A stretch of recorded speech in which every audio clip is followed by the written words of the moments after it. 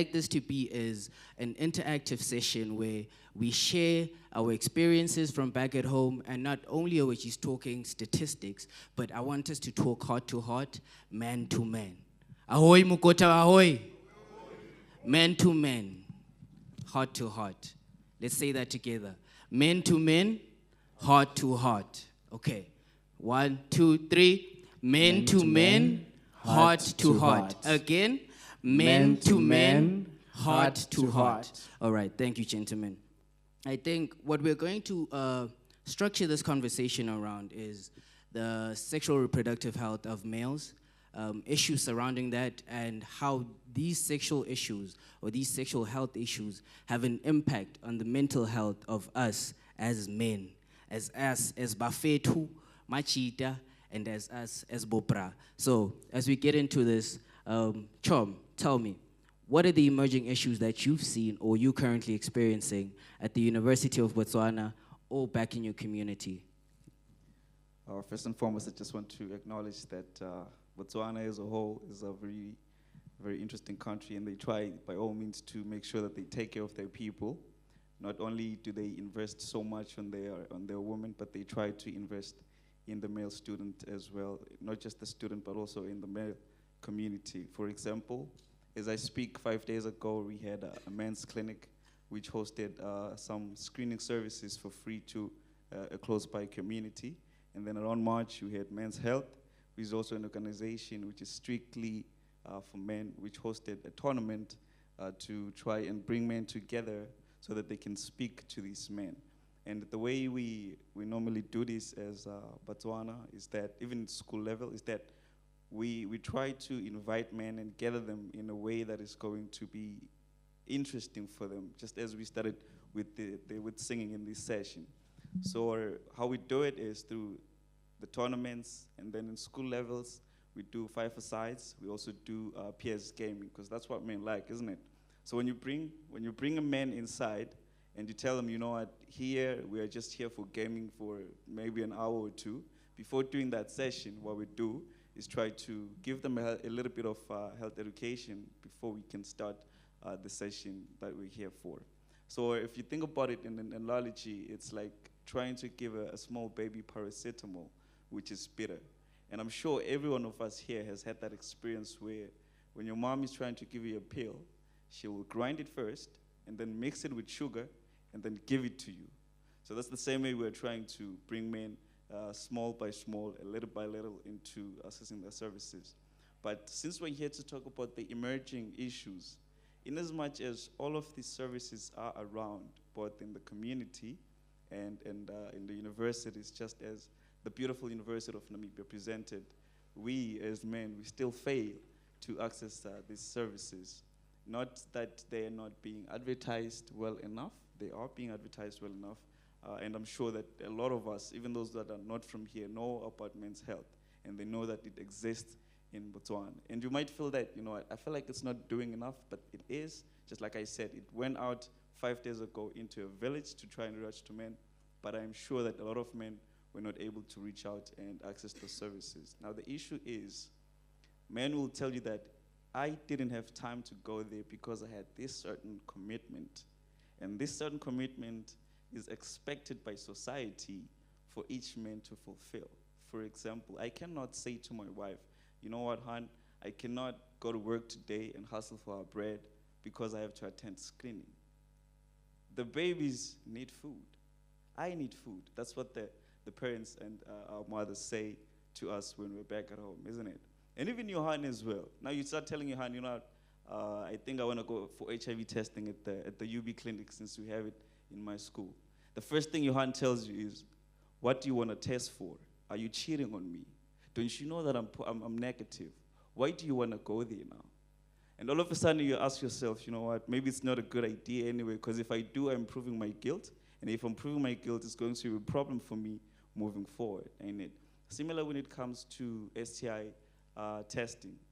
For example, a women do come through at the clinic. They access the services if they feel like there's anything that's amiss. If they see a small pimple in their pubic area, they do come through for the services. And then we give them a contact slip, right? I'm sure that's common practice in the SADC region. But instead of us men going and getting that contact slip and going back to the clinic, we always start blaming others. You know what? You didn't get that from me. I don't know what you've been doing. I definitely don't have that, right? That we start defending ourselves instead of taking responsibility and just saying, you know what? Let me just protect myself, even if I don't or do have whatever they say I'm having. So I guess in summation, I can say that the main emerging issue is that we are not health-seeking people, even though the services are availed to us. And that is very true because on average, it is said that only 60% of men go to see a medical doctor unless they are seriously ill. So the question is why? Why is it that we'll make an excuse for not going to see the doctor, and the excuse being I have to go to work for my wife and my children. But if there's a soccer tournament, gents, you're going to be there. If Manchester City is playing against Manchester United for a whole 1 hour, 30 minutes, you're going to make sure that you're able to watch that game. So the question is, why do we shy away from medical services? Crispin, what do you have for us? Well, I'll speak on the perspective of the Zambian side, according to what I've observed.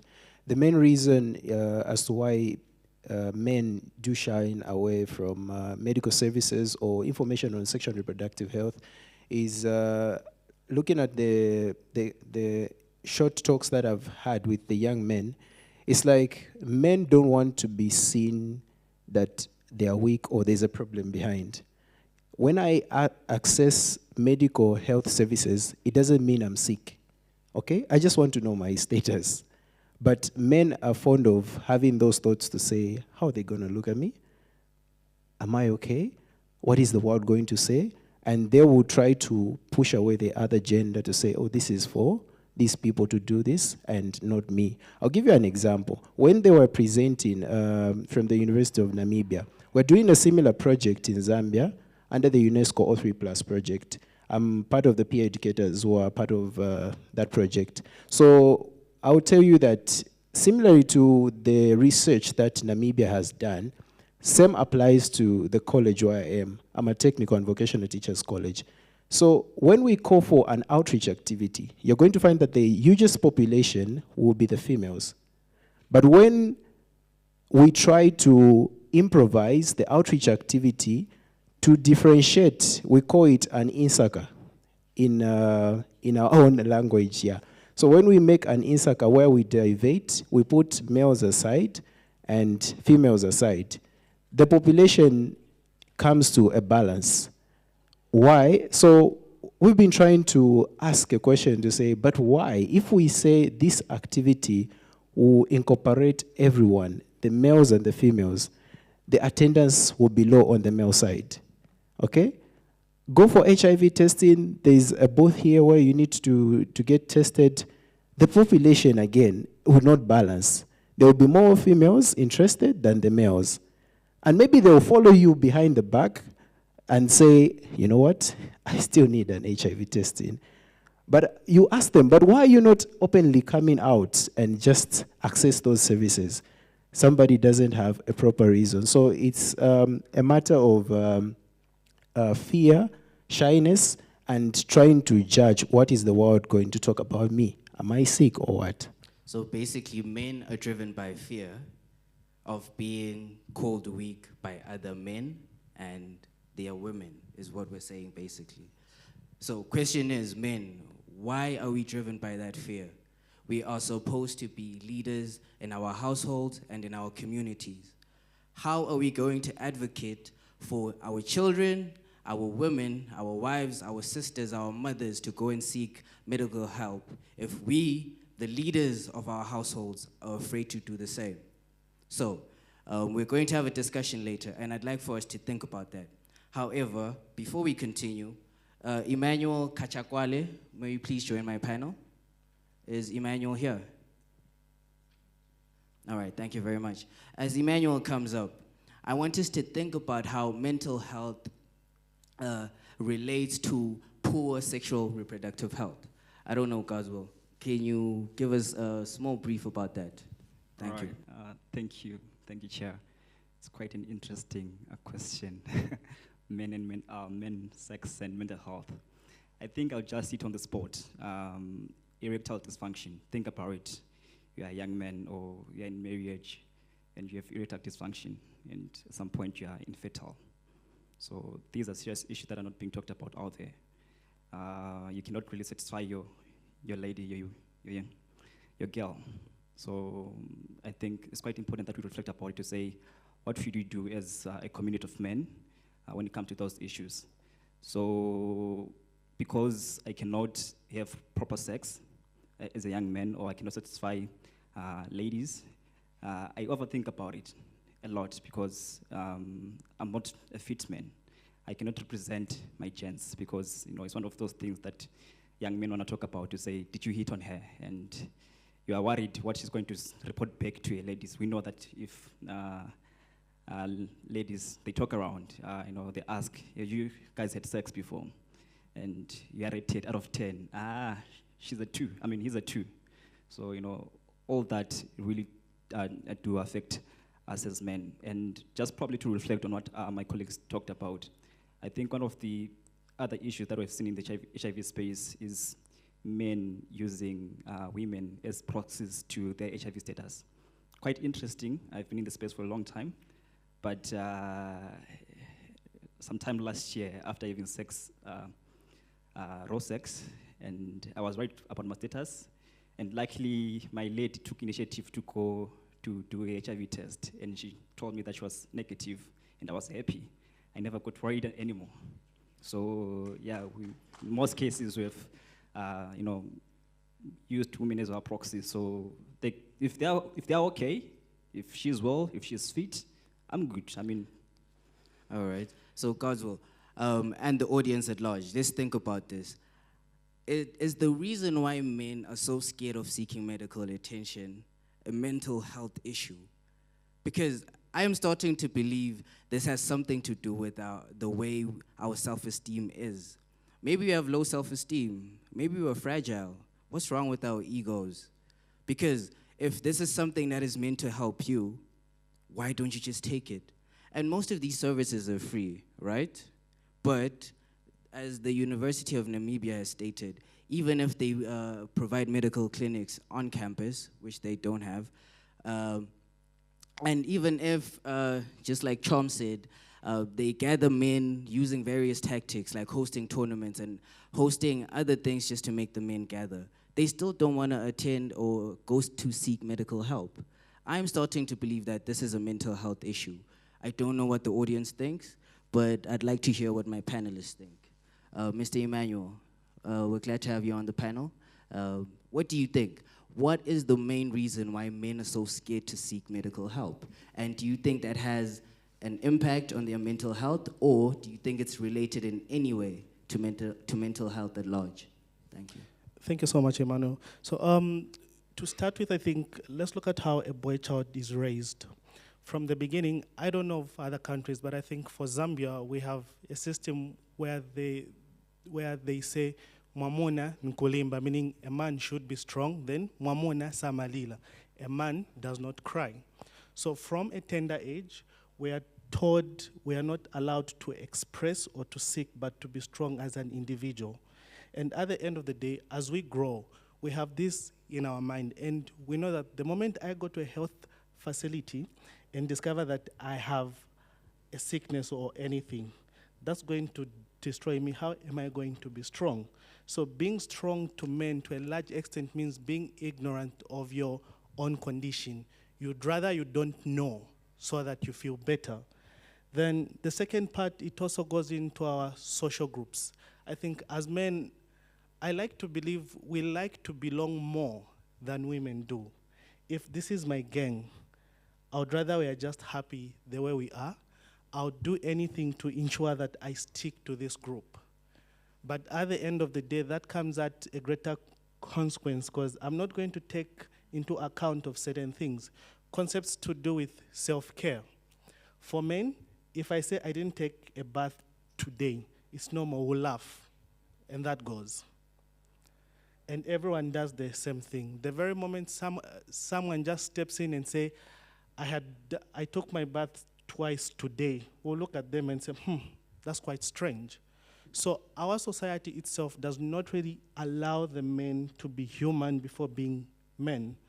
And that ends up affecting our mindset, our attitude, our approach towards what we do and how we seek our health services. So the concept of self-care is not in men, but in girls, we see that worse off when they hit puberty.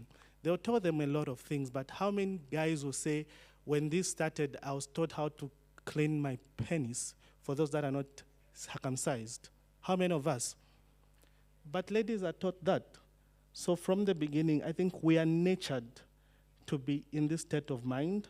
And at the end of the day, when we now have a lot of social issues around us, it even makes it worse for it to affect our mental state. Thank you. Thank you very much, Emmanuel.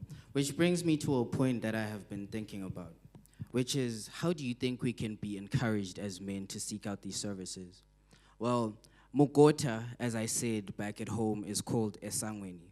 And back in the old days, this used to be a place where the head of the family would talk to the boys, or the uncles would be able to talk to the boys, whether in the morning or in the afternoon, either before or after going to herd their cows. So I see a gap in Mugota. I see a gap in Esangweni. We are living in modern times now, where in the olden days, we used to live with our extended family. And Likaya, as we call it, a home, used to be filled with the grandma, the father, the uncles, the aunties, the children, and the likes. So right now, in these modern times, what are we replacing Mugota with? What are we replacing Esangweni with?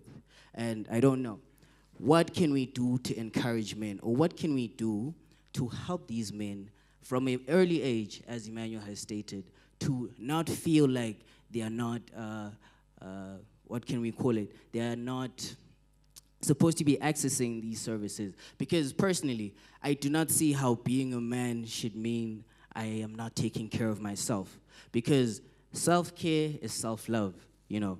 And what you should do before you go and give out to anything to anyone else is you should have it yourself. Before you're able to trust anyone else, you're supposed to trust yourself.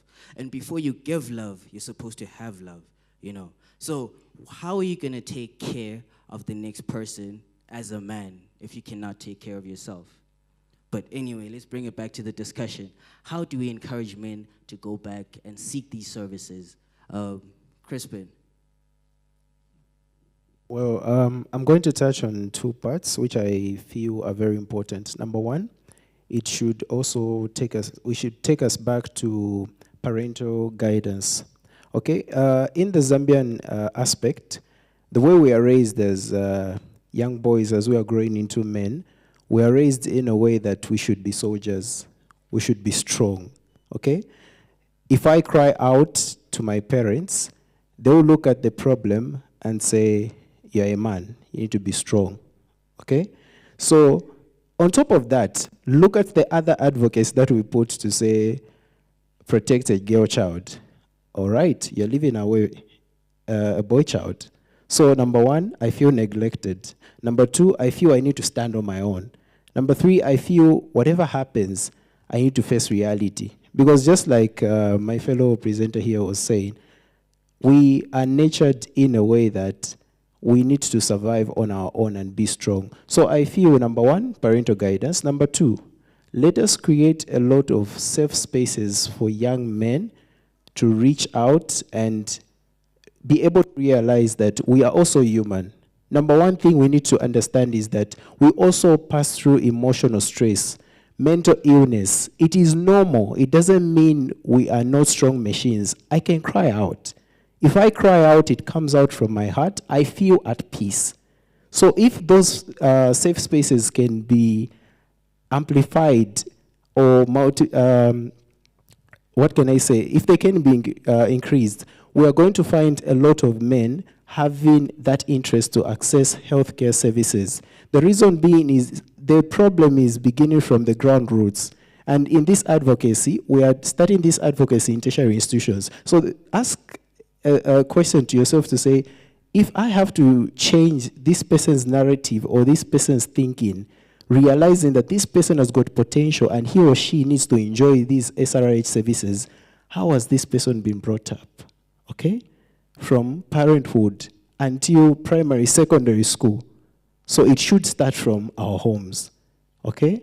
Then after that, then let's take it up as young boys are growing up. The moment they become to that level where they're going to tertiary institutions, they will realize that I need to access SRH services and it is my right. So 2 suggested points that I've brought up. All right, thank you very much, Crispin. In the interest of time, I would like Charm, Godswill, and Emmanuel to share their thoughts. How do we encourage men, or how do we set up structures that we can raise young boys in to become men who are focused on self-care, who are focused on accessing these medical services, these SRHR services, and all in all, how do we, as the youth, become better parents, become better men? Because the honest truth is, we're going to have our own children. Are you going to tell your child that a man is a man and a man doesn't cry? How are we going to raise the children that we are going to have? So let's just think about that. And later on, we're going to have an interactive session where we're going to talk about mitigation strategies, and everyone is going to have a chance to share their opinions, share their views. However, before they wrap up, I will also give some time to the audience to ask a few questions or make a few submissions. So having said that, Charm, Godwill, Emmanuel, your final presentations. How do we encourage men to access medical services, and how do we bring up the boy child to grow up with a healthy mindset, with excellent mental health, without the fear of being judged and without the fear of being called less of a man? So thank you. I think I'll start with Charm, then I'll go with Godwill, then I'll end with Emmanuel. Thank you. Yeah, well, first and foremost, before I get into your question, Chair, I just want to make it clear that unlike Godwill here, I don't have erectile dysfunction. And yesterday, I actually had 10 rounds with one of the baddies from Web for Life in my room, and my neighbor was complaining of the noise, you know. That's how good it was, I mean. Yeah.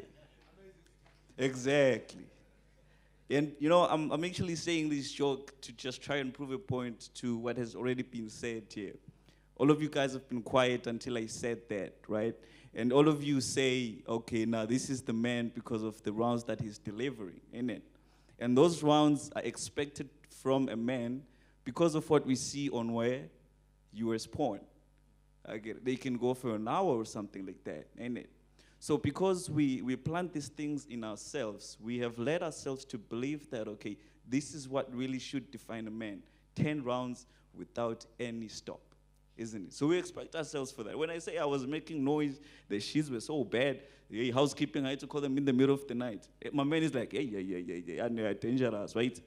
You start saying that. Next thing, when you see me with my hands, like, are you sure that's the baddie you were talking about? Because I don't see no baddie there, right? And we judge each other as men as well. Going to the issue of mental health. It has been said, a lot of research has been done.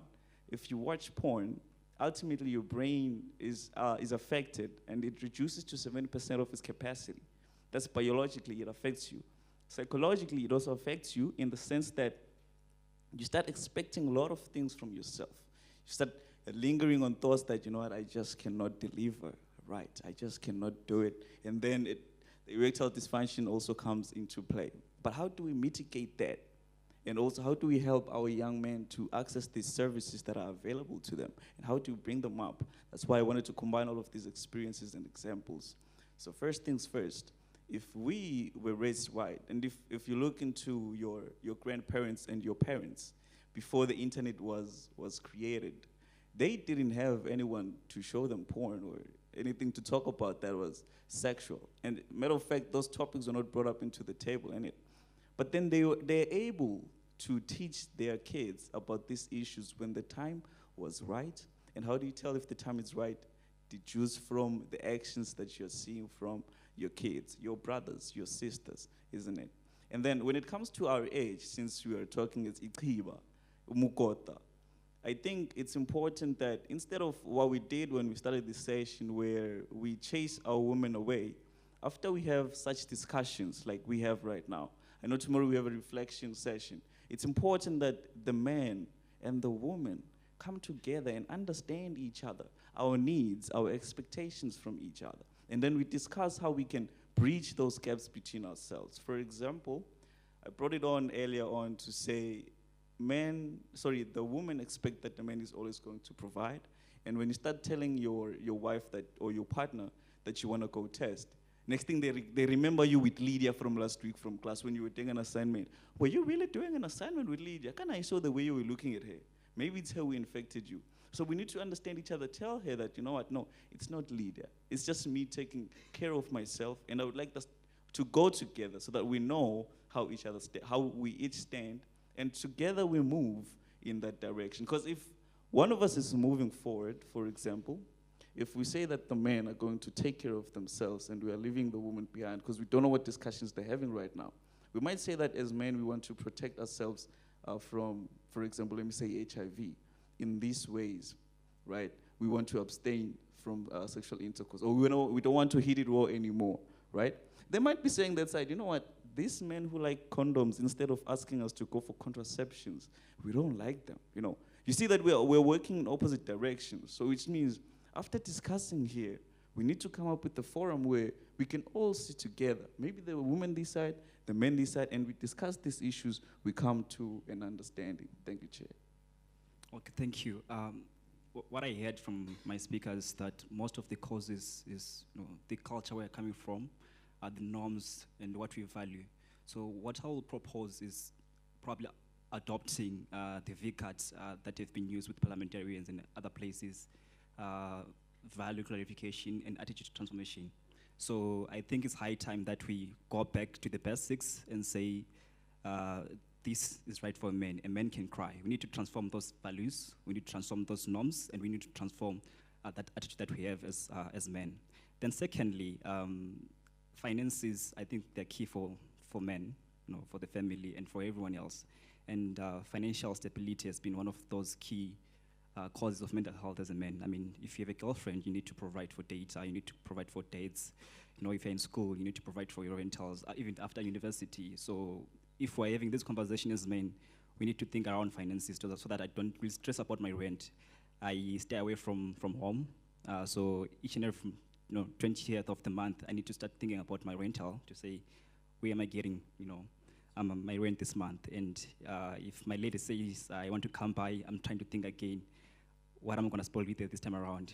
Birthdays and everything else. So financials, we need to think around them to say, how can you then empower men to, be financially stable, and then some of these issues can be dealt with. Thank you. Okay, so on my end, I feel communication for behavioral change remains a very key issue.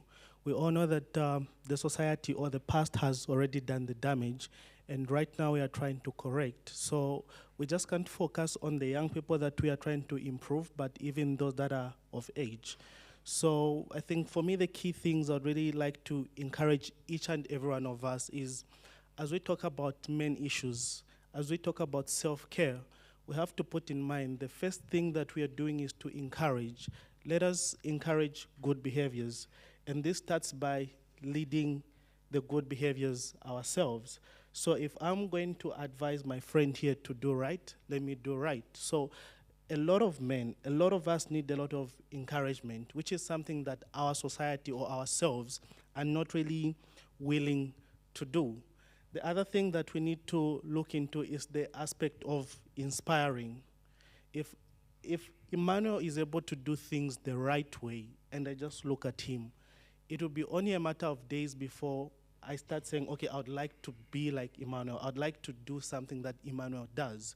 So a lot of young men need more role models. We ought to be role models of each other. There's need for us to inspire. Then involving. In most cases, when we talk about men's health, the sad part is that we want to marry men's health with women. They are going to say, Emmanuel, get a condom so that you protect your girlfriend. They're not going to say, get a condom so that you protect yourself. when it comes to circumcision, they are going to say, go get circumcised because a girl. To everything that we do in most cases when it comes to our sexual reproductive health, it's married to women and less of us as individuals. So at the end of the day, if the focus is not me, the motive, the inspiration, the courage, and the time to do that thing won't happen. So at the end of the day, there is need, as we discuss, as we plan, as we implement, and as we argue, it should be in our mind and at the back of our head that if we're going to talk about condoms, let's talk about condoms in the case of a guy. If we're going to talk about circumcision, talk about circumcision of the benefits that it has on me and not on the other gender, even if we do acknowledge that. Then the second last thing, it's to remind. I think a lot of people think just because I've been taught something today, then I'm going to know it for the rest of my life. Trust me, reminding each other is key. And if we are going to talk about behavioral change, it means we need to remind ourselves every day. I like to give an example of schools, I think from primary to secondary. We realize that we know the periods we have that maybe it's 10 to 10:30, but every day we hear the siren. What's the reason? It's to remind us. It's not that we don't know, we know, but there's always a reminder.